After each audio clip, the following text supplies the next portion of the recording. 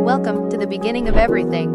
About 13.8 billion years ago, there was no space, no time, and no matter.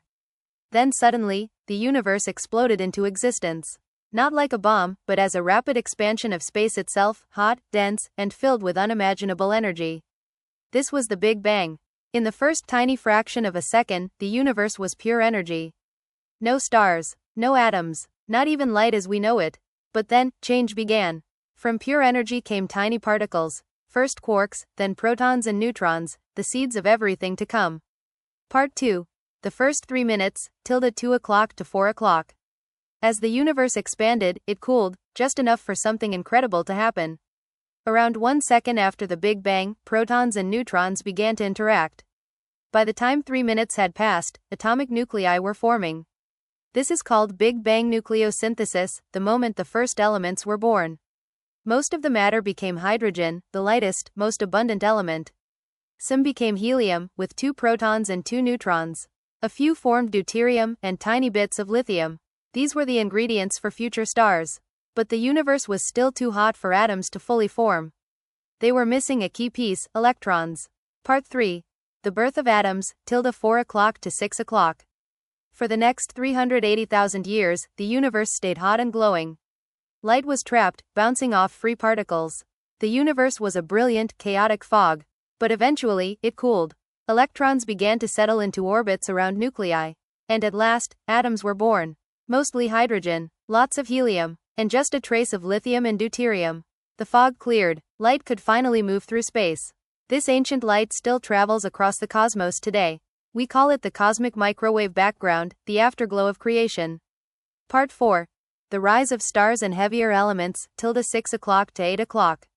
The Big Bang gave us the lightest elements. But what about everything else?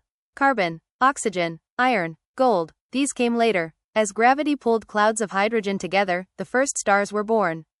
Inside these stars, nuclear fusion lit the darkness. Hydrogen fused into helium, helium into carbon, and on it went, forging heavier elements. When massive stars died, they exploded in supernovae, the most powerful events in the universe. In these final moments, stars created the heaviest elements, then scattered them across space. Part 5. From stardust to life, tilde 8 o'clock to 10 o'clock. Over billions of years, this stardust gathered again. New stars, new planets, new possibilities. Our sun was born from this cosmic recycling. So was the earth. Oceans formed. Then life began. And every atom in your body, in your heart, your bones, your breath, was once part of a star. Or even older, part of the Big Bang itself. You are made of ancient matter. A child of stars. A story written in atoms. The story of the universe is your story, too. The universe, shortly after the Big Bang, only consisted of the lightest elements, hydrogen, helium, lithium, and some isotopes. But today we have elements on Earth as heavy as californium, element 98 on the periodic table. Where did all these elements on Earth come from? The nuclei of the lightest elements first came from the first minutes of the Big Bang, when nucleosynthesis occurred. After 380,000 years, the universe cooled down enough to produce neutral stars. Later, as hydrogen gas condensed into the first stars, the universe came out of the dark ages, as these stars began to shine. Stars shine thanks to a process called fusion. In the first stars, this happened when hydrogen atoms combined to form helium atoms in the core of stars, where temperatures and pressures are high enough to initiate fusion. This process releases heat and light. The process happens something like this. You start with 4 hydrogen atoms. You can fuse the 2 pairs of hydrogen atoms into 2 deuterium atoms, as 2 protons can transmute into neutrons. Then you can borrow 2 more protons to make 2 helium-3 atoms. These can then fuse to make a helium-4 atom and 2 free protons. Energy is also released in this process. You can continue this fusion process to make heavier and heavier atoms. But stars like our sun can continue this fusion process up until elements like carbon or nitrogen, because they can't produce the temperatures and pressure for further fusion. But large stars can produce elements up to iron. Iron has the largest nuclear binding energy of all elements. It has the most stable nucleus. So, the fusion process stops at iron, and the bigger stars also die. Where do the heaviest elements larger than iron come from? When a very massive star dies, they explode in a supernova. Elements beyond iron are not usually produced in the core of stars, but are formed in this explosion. The extreme temperatures in a supernova can reach billions of degrees. This drives additional nucleosynthesis of elements heavier than iron, yielding elements all the way to zirconium, element 40. Where do elements beyond zirconium come from? Although the sun doesn't produce elements much heavier than nitrogen, it contains heavier elements even up top iron because these were present in the original gases that formed it.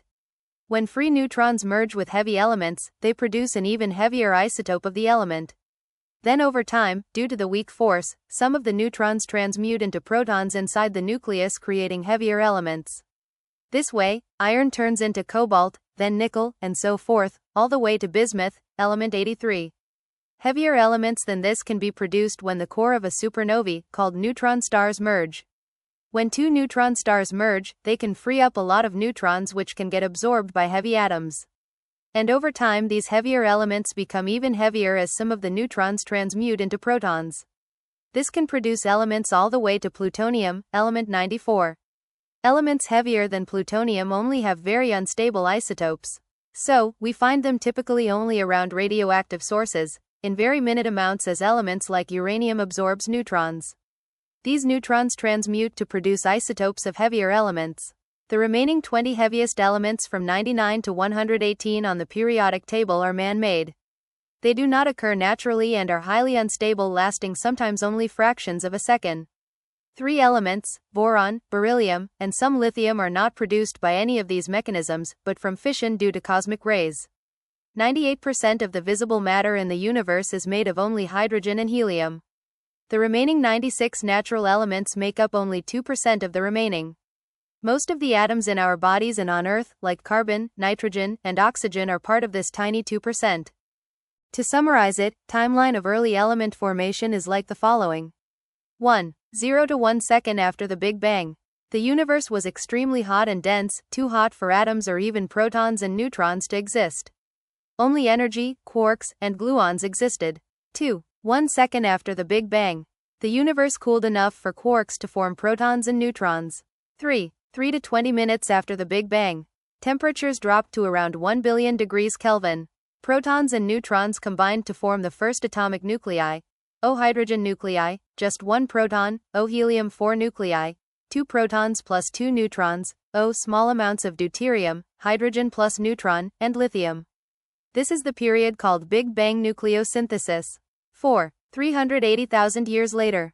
Electrons were finally able to combine with nuclei to form neutral atoms, mostly O hydrogen, approximately 75%, O helium, approximately 25%, O tiny traces of lithium and deuterium, blank, underscore, blank, Milky Way. What about heavier elements? The Big Bang only produced the lightest elements. Heavier elements like carbon, oxygen, iron, etc. were made much later, inside stars via stellar nucleosynthesis. During supernova